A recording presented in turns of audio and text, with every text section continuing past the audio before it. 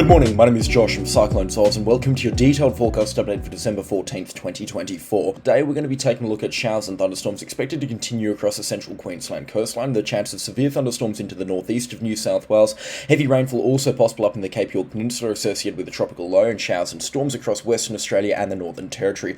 All of that plus more coming up in today's weather forecast. If you're brand new to the channel, please consider subscribing. The support lately has been much appreciated, but we're going to get stuck straight into things today over into the southeast of Queensland. Now, the significant weather isn't really expected into the southeast over the coming couple of days, but there's certainly still stuff that we should be talking about. Overnight, they've had some healthy rainfall accumulations around the Sunshine Coast and into the southern areas of central Queensland, around the Bundaberg and Agnes Water area. We'll get to that later on in the forecast update, and more good rainfall is also on the cards throughout the course of today, so we'll likely see an increase in shower and thunderstorm activity, especially inland along the coastal ranges north of Toowoomba through Kingaroy, Mount Perry, and then up towards Billawheeler and Rockhampton, or about as far north as Dingo and Rockhampton. There's going to be coastal showers and thunderstorms pretty persistent throughout the course of today, powered by an offshore low pressure system, and this low pressure system here is going to be driving plenty of rainfall ashore into the Wide Bay area and also into the south eastern corner of Queensland. Now, the rainfall here isn't expected to be too heavy. You can see it offshore here. The rainfall accumulations over an hour-long period aren't anything above sort of 10 or 15 millimeters, but it is the showers that I am kind of concerned about, especially considering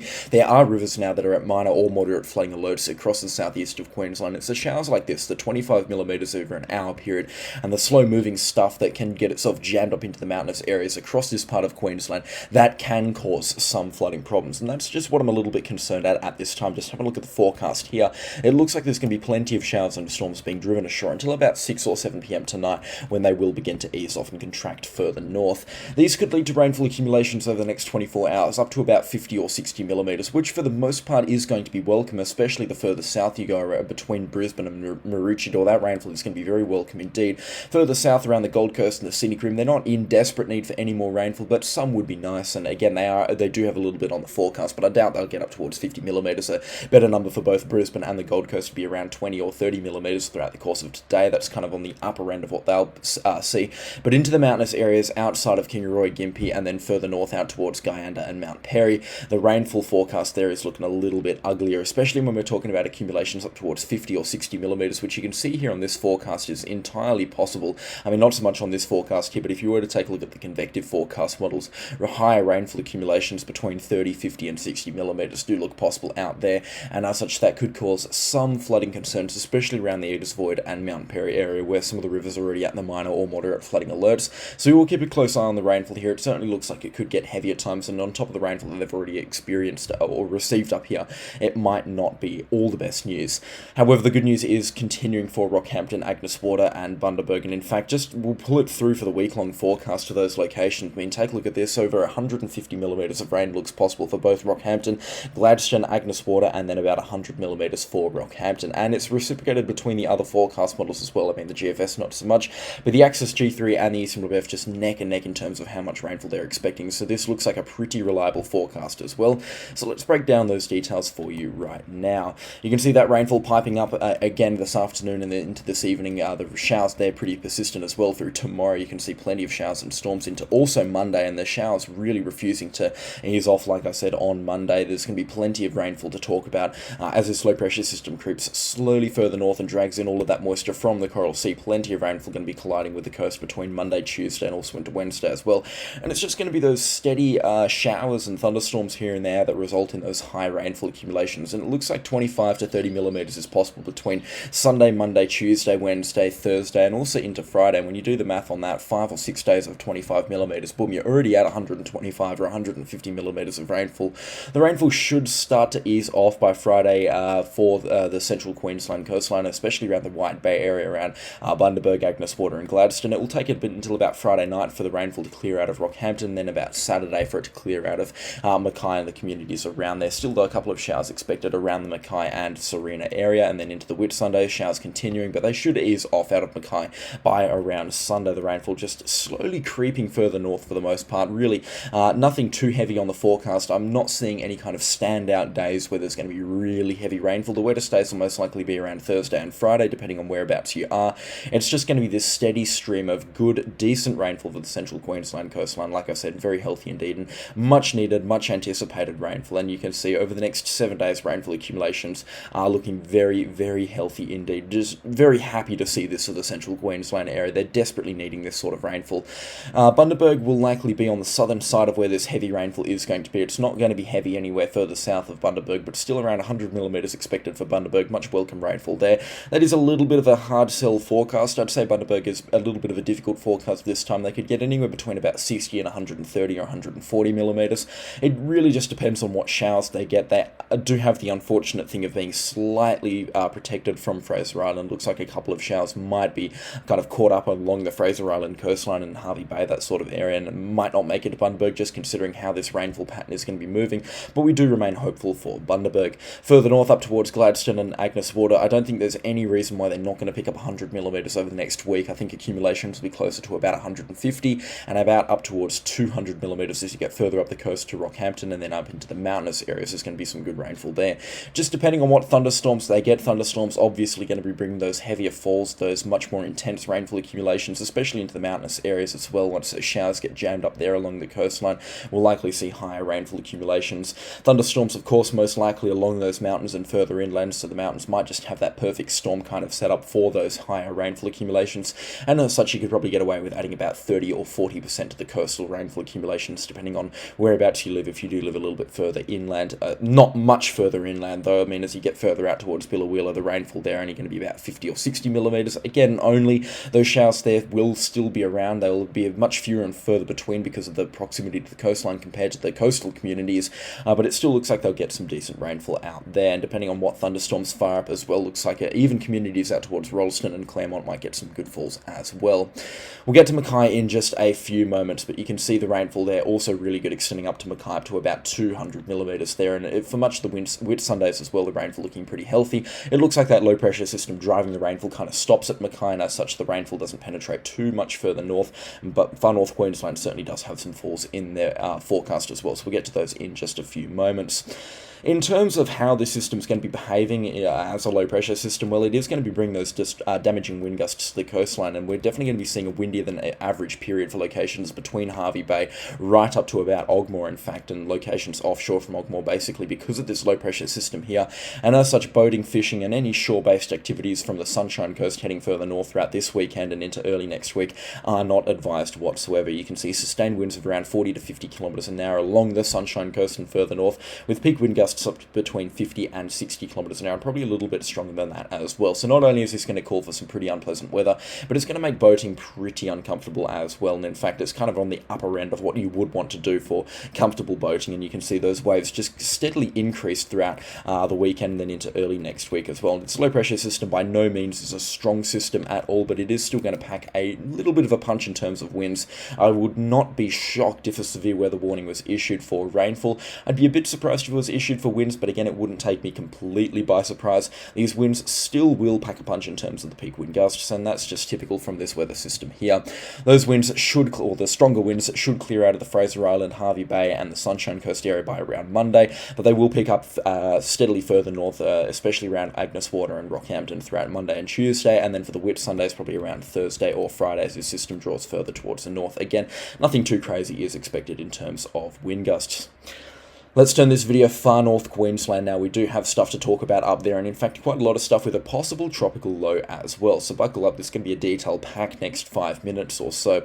In terms of rainfall, there's not an awful lot expected over the next 5 days, especially into the Cassowary and the Daintree coastline as well. There will be a couple of thunderstorms blowing up throughout this afternoon and evening into the Atherton Tablelands. Nothing too crazy expected, but we could see a couple of cells with unusually heavy rainfall along the northern extremities of the Cape York Peninsula. Also around sort of the Daintree, we'll be seeing showers throughout the course of tomorrow and into Monday as well. Showers and storms being pretty persistent Monday afternoon throughout the Cape York Peninsula. Now, rainfall does begin to pipe up around the Cape York Peninsula, especially up into the top end by around sort of Thursday and Friday next week, and that's going to be from a swirly in the Gulf of Carpentaria. A bit of a tropical low is expected to develop there. We could also see a weak tropical low here connected to the monsoon trough developing in the Coral Sea as well, sometime later next week and into early next weekend. The Eastern Rift has not been backing either of these systems whatsoever, so we're going to flick it over to the GFS forecast model here, which also has the meteorology support, and I do reckon the GFS, just in a situation like this, when coinciding with the Axis G3, is going to be a bit more of a reliable forecast model. You can see that tropical low spinning up throughout Thursday, the 19th of December, in the Gulf of Carpentaria here, and then moving through the Gulf of Carpentaria, making a landfall on the Cape York Peninsula as a tropical low, or a very weak tropical low on Saturday. Really nothing to be concerned about at this time in terms of tropical cyclone impacts for both the Northern Territory and Queensland, but the thing that is concerning me at this time is how these systems, just with those northerly winds and into the Coral Sea, those northeasterly winds, once this system whips around, you're going to be seeing a plenty of rainfall driven ashore along the Cape York Peninsula. Whereabouts this rainfall is going to be at its heaviest is still a little bit uncertain at this time, but you can see there will still be, regardless, very heavy rainfall. And we see this time and time again with a weak tropical low or the monsoon trough develops and intensifies in the Gulf of Carpentaria. Generally speaking, the Cassowary Coast gets pummeled with rainfall, just a couple of days of really heavy stuff, and that is now on the forecast for the Cassowary Coast. So again, we will need to keep a very close eye on the rainfall situation up there over the course of this week into the next weekend. The rainfall certainly does look like it is going to pick up substantially on both Saturday and Sunday and into Monday, and I know it's not apparent on this forecast here, but it just so happens that when this system does form, or when these systems do form in the Gulf of Carpentaria, plenty of rainfall, pretty much 99% of the time, becomes kind of a thing for the far north of Queensland. The GFS is obviously not forecasting it as well because it is a low resolution forecast model. In terms of that Coral Sea tropical low forecast, that's obviously much more unlikely and much more of a kind of hard sell forecast, but what could happen is we see that weak tropical low develop over the Cape York Peninsula and then slide into the Coral Sea. That's still a possibility at this time. Now, if it does do that, it's going to remain a very weak system and kind of hug the coastline as well, which isn't exactly an ideal thing on the forecast because a tropical low hugging the coastline will drive plenty of rainfall ashore, especially onto the southern side. The Axis G3 hasn't really called for it on this forecast, but I mean, I would expect sometime on Thursday or Friday, if this forecast came into fruition, plenty of rainfall to occur across the far north of Queensland. And even then, if we do take a look at 10-day rainfall accumulations on the Axis G3 forecast model, you can see they're really high across the Cassowary Coast here. If we zoom right in here, you can see accumulations up towards 150 to 200 millimeters. And I know that's still a drop in the ocean for the Cassowary Coast, but it gives you an idea of the torrential rainfall that is on the cards. The GFS, just with those steady falls expected as this tropical low materializes in the Gulf of Carpentaria, accumulations up towards 300 millimeters there. Along the Cape York Peninsula, between 100 and about 180 millimeters, cooked down at closer to about 200 millimeters, and then from the rainfall driven ashore along the Cassowary Coast and into the mountainous regions adjacent to the Cassowary Coast, accumulations there could max out at around 150 millimeters on this forecast. So in terms of the 10-day rainfall accumulations for the Cassowary Coast, and I know the numbers is what matters most to these viewers, and I know that the numbers is what matters most in a forecast like this. It seems like both forecast models that we've just looked at have a great agreement in terms of rainfall accumulations of around 150 millimeters. There are still a lot of details that need to be kind of outlined in this forecast to kind of really give us an accurate depiction of what's going to happen. The two situations here is that this system develops very weakly in the Gulf of Carpentaria and drives the rainfall ashore in the northeasterly fashion over the Coral Sea. That will likely result in a little bit less rainfall, and it'll also be a little bit patchier and a little bit difficult for far north Queensland to pick up some significant rainfall accumulations. That right now does look to be the more likely scenario as well. Equally likely to that is that this system completely busts out and doesn't form at all. The Bureau of Meteorology, however, not really calling for that. And the Axis G3 forecast solution, which is kind of the least likely forecast solution at this time, but still possible, is that we see a weak tropical low kind of skirt down the far north Queensland coastline, dissipating around the Townsville area. Of course, not getting to cyclone status. We don't see that on this forecast here, and pummeling in plenty of rainfall around the Cairns area and down into the Cassowary Coast. Again, that forecast doesn't look overly likely at this time, but we will need to keep a very close eye on things because it is still a possibility over the coming couple of days. Anyways, that is a long-winded forecast for Queensland. We're just going to head over into New South Wales and the southeast of Queensland just temporarily and take a look at thunderstorms that may be on the forecast for next week. You can see a bit of a thunderstorm outbreak looks to be possible from that onshore flow coming through on Tuesday. It doesn't look like it's going to be severe though, and from a bit of a front moving through as well, looks like a couple of good storms are possible into the southeastern corner of New South Wales on Tuesday, and then those storms look like they might fire up again on Wednesday afternoon. A bit of a severe thunderstorm outbreak look possible into the southeast of Queensland on Wednesday Wednesday. Again, we're going to revisit this in tomorrow morning's forecast update. It's still a little bit too far out to tell exactly what's going to be happening, but I think the heads up right now is that there could be a severe thunderstorm outbreak on Wednesday, the 18th of December, into the southeast of Queensland, even into the central coast, and of course into the northeast of New South Wales.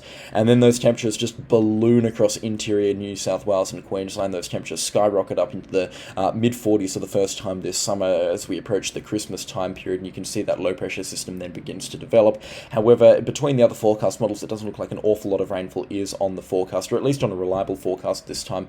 But I think next week, especially around sort of Sunday, Monday and Tuesday, the 22nd, 23rd and 24th of December, just before Christmas, is going to be a bit of a time period to watch in terms of a bit of torrential rainfall across interior parts of Victoria and New South Wales. Again, just a bit of a heads up on here, a bit of a hunch based off this forecast solution. Certainly something worth keeping an eye on at this time. I wouldn't panic about it though. It certainly looks like it's going to be some good rainfall though into the interior parts of New South Wales, and then the rainfall for the most part clearing out for Christmas time. Now, starting Wednesday the 18th of December, I'm going to be releasing daily graphical weather, Christmas weather forecasts, so make sure you do stick around for them, and you subscribe to the channel as well, because they are going to be very detail packed and also hopefully very reliable. It looks like the forecast is almost set in stone at this time for Christmas, and we're now 10 days away from it, so the countdown is on.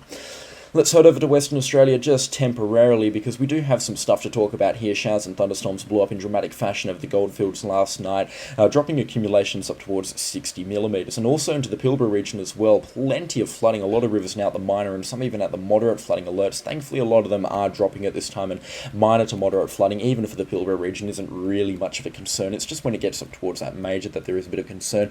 You got another 2 days of thunderstorms coming through. Plenty of thunderstorms going to be around the Pilbara and into the south and north interior and the Kimberley region throughout the course of tonight, and then same story for tomorrow night as well, as this low pressure system pulls away from Western Australia. Showers and storms also expected to continue into the Pilbara region on Monday night, but they will be a little bit further and fewer between. A couple of showers and storms also expected Tuesday, but again they do become pretty hard to find on Wednesday and Thursday as well, and it looks like it'll be returned to the warm, calm, dry conditions across the Pilbara region. It's been highly unusual that the southwest of Western Australia has been much hotter, and much hotter by a significant margin as well than the Pilbara region. That does not happen very often as well, especially considering the Pilbara region is widely regarded as being the warmest region of Australia, and in fact by some measurements the warmest region of the world. But yeah, just a couple of days ago Northern tickled 44 degrees Celsius, and that was in some locations up to 10 degrees warmer than what the Pilbara was reporting on that Sunday. So very warm temperatures indeed, and they're going to skyrocket again as we head into the Christmas period.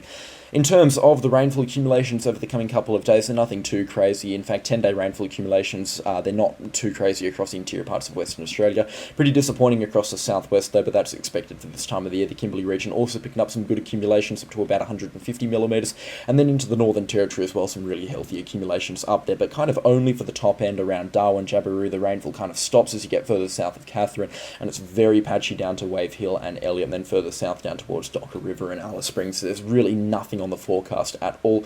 That's pretty typical for this time of the year. Normally you got to wait for a monsoon burst to get some good rainfall into the interior parts of the Northern Territory, but this time the rainfall pretty disappointing for the most part across the Northern Territory. WA though has been a runaway leader in terms of rainfall so far this wet season. It's been great to see plenty of rainfall across the Pilbara, and it is blooming as well. So I mean, holidays and whatnot, definitely not a good idea at this time of the year in the Pilbara, but if you are planning a trip or you're commuting between Perth up to about Port Hedland, I'd recommend taking the interior roads. Just make sure you've got a car that's in perfect working condition, because you do not want to break down out in the Pilbara region at this time of the year. Make sure your aircon is completely regassed. But considering the fact that the desert will bloom in temperatures like conditions like this with the rainfall, then it's only going to happen for a 2 or 3 week period.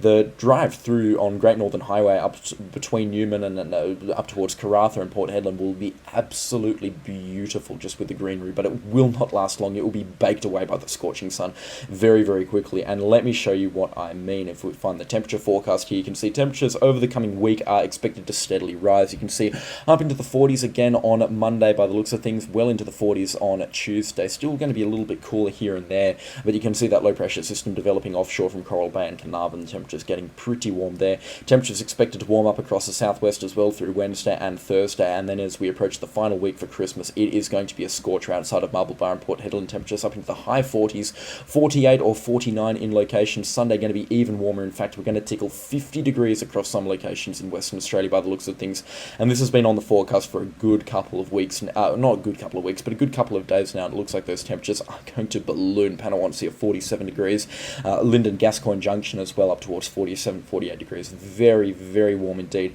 And then on the final approach to Christmas, it does look like things temporarily cool off a little bit, still low into the mid-40s across much of interior Western Australia. Same into the southwest as well. It's going to be very warm on Monday. In the lead up to Christmas, Perth expecting a top of 42. Again, things can change. The forecast a little bit unreliable for the southwest that far out, but it looks like the temperatures do finally cool down a little bit for Christmas Day in the southwest. Still though, it looks like it's going to be a warm day, especially into interior parts of Western Australia, very warm indeed. And then the Christmas heat forecast, it's going to be hot across interior parts of Queensland, the Northern Territory, South Australia, parts of New South Wales as well, and then warm into the southeast of Queensland, the northeast of New South Wales. Sydney a little bit more mild, same with Victoria as well.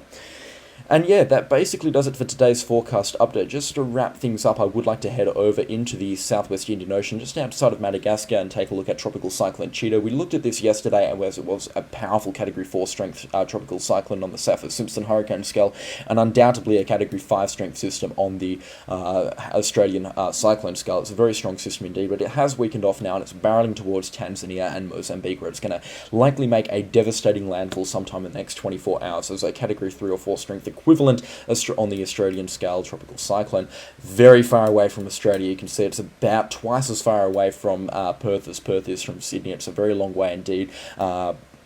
And yeah, of course, absolutely no threat to Australia, but it is a fine example of what the Southern Hemisphere can do. It can create some very strong systems indeed, and certainly some very interesting ones, and it's not going to be long until Australia finally picks up its first tropical cyclones, and I imagine it's a pretty even split between those that live in the cyclone region as to those who are excited and those who are shit scared of tropical cyclone season. But again, make sure you do stay safe. There's plenty of preparations that you can take, stay up to date with the channel here, and also other forecasting agencies as well, such as Bureau of Meteorology. But that is all from me today. A special shout out to the channel sponsors. Their names are on screen right now. Again, I could not run the show without them. The support is much appreciated. Thank you so much for 22,000 subscribers as well. I don't think I properly thanked everyone on the day that we hit it, but again, that is much appreciated. I only realised it yesterday. I do this because I enjoy it, not so much for the numbers, but again, it is a very nice milestone indeed, and to have 22,000 watching that is nothing short of an honour. But yeah, thank you so much for watching the video, and I'll catch you all in the next storm. Goodbye.